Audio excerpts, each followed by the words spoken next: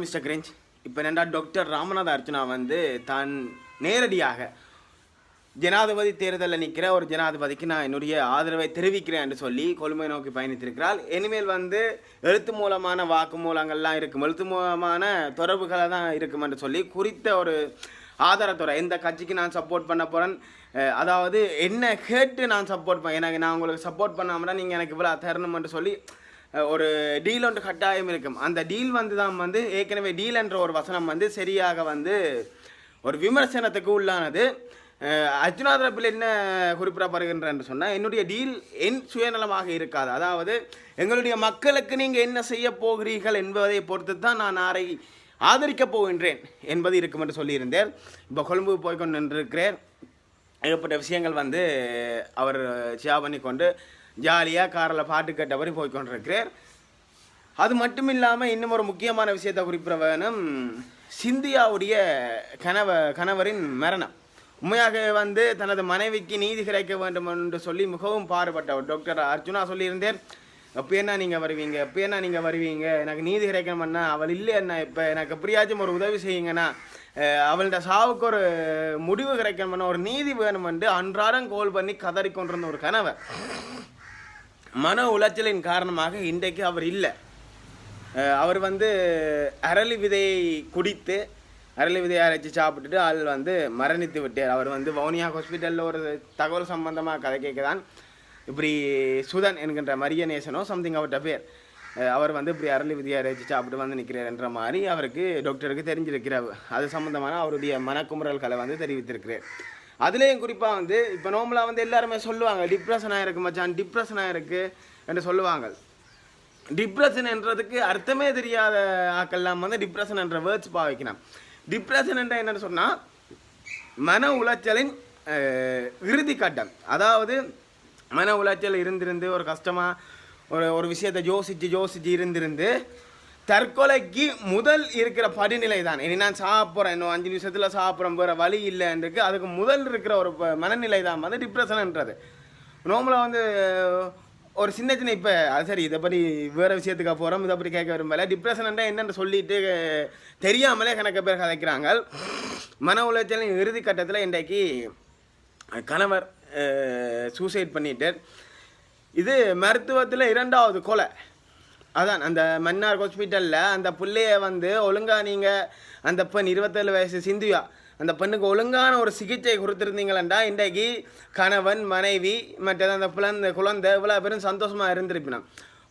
அவைகளுடைய கனவை அவைகளுடைய வாழ்க்கையே அழித்த ஒரு நிகழ்வு. சரி, ஒரு குடும்பத்தையே சிதைச்சிட்டிங்களேடா மண்ணாங்கட்டியலா என்று சொன்னால் இவ்வளோ கனவோடு அந்த பிள்ளைக்காக வந்து ஹாஸ்பிட்டலுக்கு வந்திருப்பினா நீங்கள் ஒழுங்கான சிகிச்சை இல்லாமல் ரத்த போக்கால் சிந்தியா இறந்துட்டார். அவருக்கு நீதி தேடி கணவன் அலைந்த கடைசியாக மன உளைச்சலின் இறுதி கட்டத்தில் கணவன் இப்போ எங்களோட இல்லை. அந்த பிள்ளை இப்போ அனாதையாக இருக்குது. டாக்டர் ராமநாத அர்ச்சனா என்னால் என்ன செய்யலைன்னு தெரியலை, வேணுமென்னு தான் அந்த குழந்தையை தத்தெடுத்து நான் வளர்க்குறேன்னு சொல்லியிருக்கிறேன். சும்மா சொல்கிறதுக்காச்சும் அந்த மனம் வேணும்.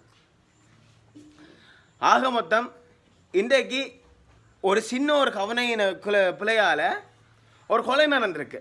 நீங்கள் ஒழுங்காக மெடிக்கல் ஃபீல்டில் ஒழுங்காக ஒரு மருத்துவமனையை நீங்கள் பில் பண்ணி இருந்தீங்களா, ஒழுங்காக அந்த சிகிச்சை கொடுத்துருந்தீங்களா, இன்றைக்கு சிந்தியா அவருடைய கணவன் குழந்தை குடும்பத்தாரோட சந்தோஷமாக இருந்திருப்பினோம். இன்றைக்கு அந்த குடும்பமே இல்லாமல் நிலை குலைந்திருப்பதற்கு முக்கியமான காரணம் வந்து இந்த ஹாஸ்பிட்டலில் நடக்கிற ஒரு மிகப்பெரிய கவன இனப்பிள்ளை தான். அதுக்கு அங்கால வந்து அடுத்தது பிரச்சனையாக வவுனியாவில் ஒரு உயிரொண்டு போட்டுது, அந்த குழந்தைய உயிர் போட்டுது, அதுவும் வந்து ஏற்பட்ட பிரச்சனையாக போய்கொண்டிருக்குது.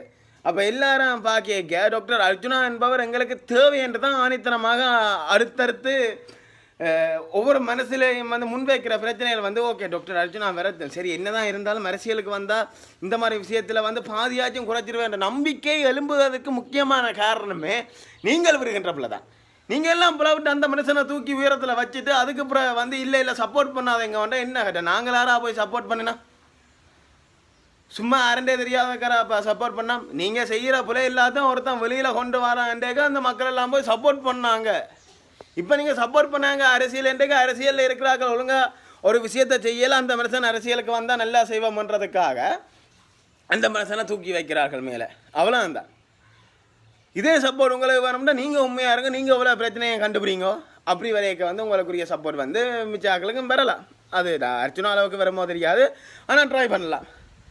ஏன்டா யாரும் நல்ல விஷயம் ட்ரை பண்ணலாம் தானே, எப்படி வசதி இப்படித்தான் சொல்லணும். யாருண்டா நல்ல விஷயம் ட்ரை பண்ணலாம், மக்கள் ஆதரவை வந்து அவைகளை பொறுத்து தான் இருக்குது. அதுக்கு அங்கே வந்து நேரடியாக ஏசுவோர் ஏசும் தூற்றட்டும் சம்திங் அது மாதிரி நான் ஒரு அரசியல்வாதிக்கு சப்போர்ட் பண்ண போகிறேன். ஏன்னு சொன்னால் உண்மையாகவே சில நபர்கள் சொல்வார்கள், நாங்கள் எந்த பாதையால் போனாலும் பிரச்சனை இல்லை, போகிற இடம் சரியாக இருக்கணுமெண்டு. ஆனால் அர்ச்சனா முறையில் வந்து பார்க்க நான் போகிற இடத்தையும் வந்து சரியான பாதையிலாம் போகிறேன் என்ற மாதிரி ஒவ்வொரு விஷயத்தையும் மக்கள்கிட்ட கேட்டு இப்போ கொழும்புக்கு பயணம் செஞ்சோன்றிருக்கிறார்.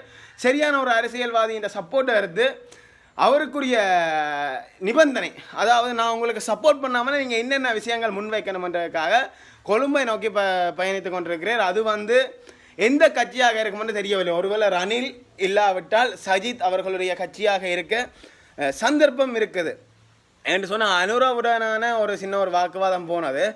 ஆனால் அதுக்கும் அனுராவுக்கும் சம்பந்தம் இல்லை என்ற மாதிரி தான் அவருடைய தொடர்புகள் இருந்தது.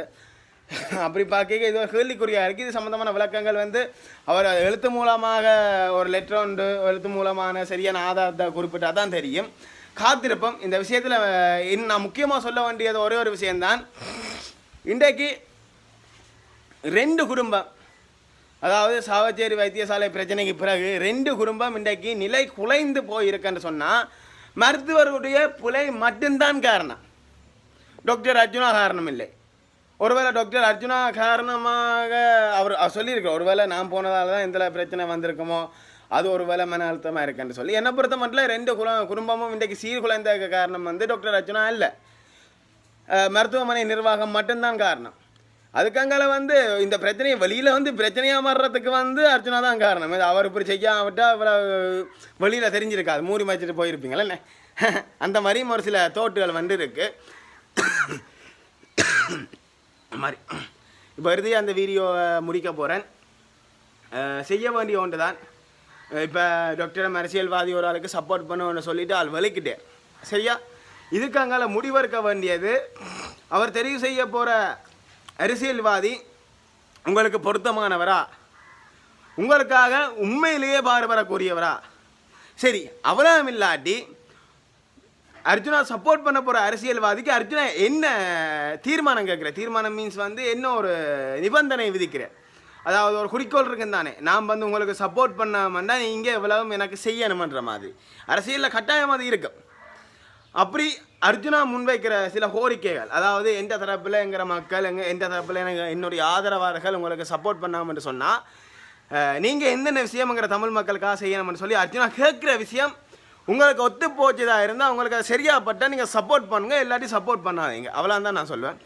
ஓகே, நார்மலாக இந்த வைத்தியத்துறையில் இனியை இந்த மாதிரி பிரச்சனை வரக்கூடாதுன்னு சொன்னால் உங்கள் கையில் தான் இருக்குது. திருப்பம் சொல்கிறோம், அதே மைண்ட் செட்டில் வச்சுக்கொள்ளுங்க. இந்த வீடியோ சம்மந்தமான கருத்துக்கள் இருந்தால் நம்ம மிஸ்டர் கிரீன் சேனலை சப்ஸ்கிரைப் பண்ணிவிட்டு கமெண்ட் பண்ணுங்கள் சரியா. இன்னொரு வீடியோவில் சந்திக்கலாம்.